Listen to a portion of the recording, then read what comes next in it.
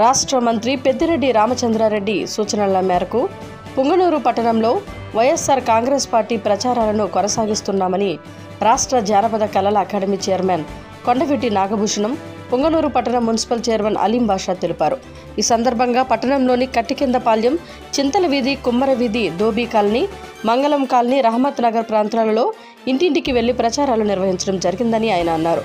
పుంగనూరు పట్టణాన్ని ఎంతో అభివృద్ధి పదంలో ముందుకు నడిపించిన మంత్రి పెద్దిరెడ్డి రామచంద్రారెడ్డిని మళ్లీ ఎమ్మెల్యేగా గెలిపించాలని, రాష్ట్రం అభివృద్ధి చెందాలంటే జగన్మోహన్ రెడ్డిని ముఖ్యమంత్రిగా ఎన్నుకోవాలని వారు కోరారు. ఈ కార్యక్రమంలో బోయకొండ ఆలయ కమిటీ చైర్మన్ నాగరాజురెడ్డి, మాజీ మున్సిపల్ వైస్ చైర్మన్ ఆవుల అమరేంద్ర, కౌన్సిలర్లు పూల త్యాగరాజు, రెడ్డమ్మ, జయకుమార్ యాదవ్, కాళిదాసు, ఎస్విటి కిషోర్ తదితరులు పాల్గొన్నారు.